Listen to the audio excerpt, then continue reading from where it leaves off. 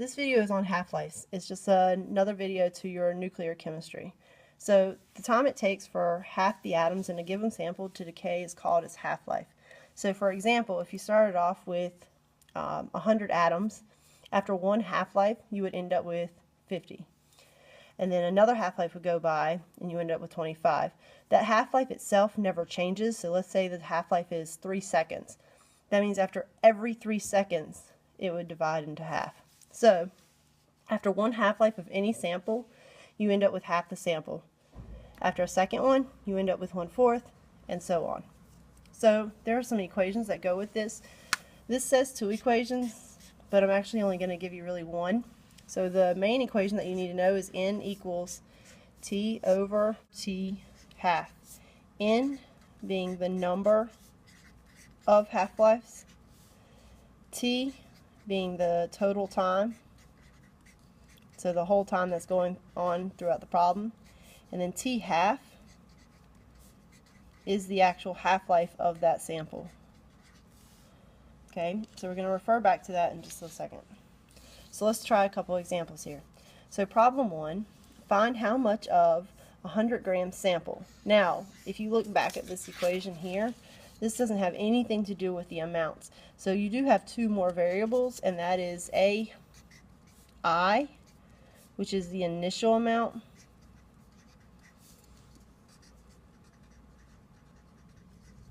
and AF, which is the final amount. Okay, so when you do a word problem in here, the first thing you need to do is label what you have. So in this one it says find out how much of a 100-gram sample is left after 8.10 days. So find out how much of this is left after. That means this has to be your I. Left after 8.10 days. So the question is, it's a unit of time, so is it RT or RT half? So in this case, it's talking about the total time, so this is RT. If its half-life is 2.70 days, so this is going to end up being RT half. Now, there are 2 ways to do this type of problem. The first thing you need to do is always, step 1 is to always solve for N, always. So in this problem, we can solve for N by going back to this equation, where you simply do N equals T over T half. So all you have to do for this problem is plug it in. So T over T half. So T is 8.10 days. T half is 2.70 days. So you plug that in. So 8.1 divided by 2.7 equals 3. So what this is telling you, in that 8.10 days, you have a total of 3 of these half-lives going by. So to do step 2 is to always find the unknown. So in this question, what is it actually asking you for? So it says find out how much is left after. So this means you're trying to find AF. Now, I didn't give you an equation for AI and AF because it's not really an equation for it. The way to do this is to simply know what this means. So 3 half-lives go by, so a half-life, remember, means it divides itself into a half every time. So that means if you started off with 100 grams to begin with, 1 half-life goes by, you end up with 50.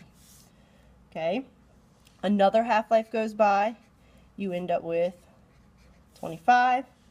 Another half-life goes by, and you end up with 12.5 grams. And that's your answer. Okay? So let's try another one. Problem 2.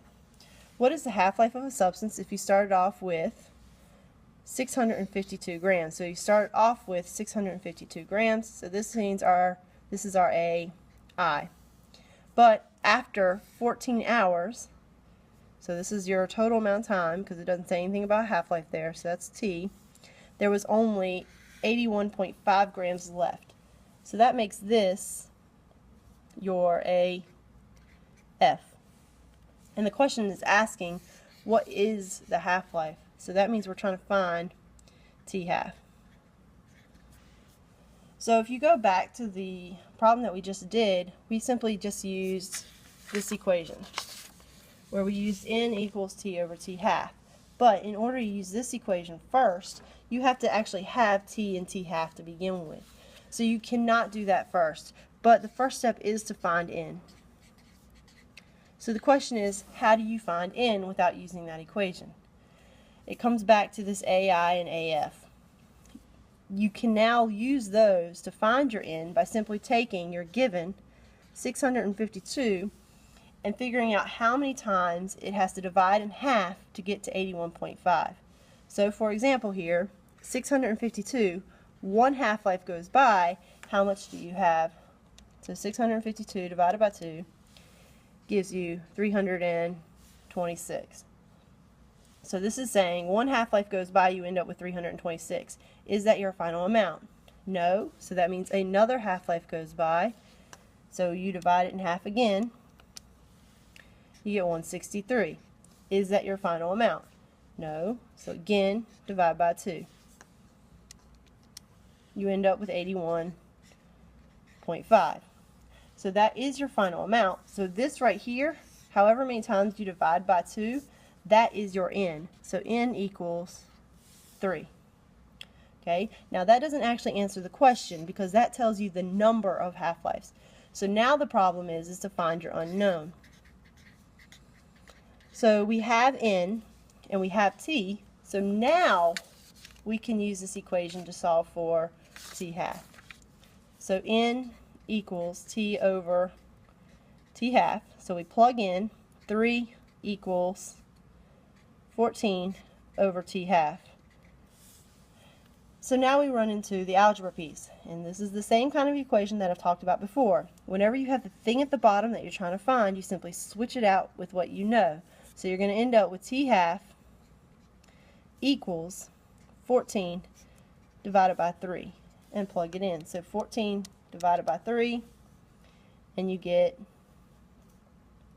4.67 hours.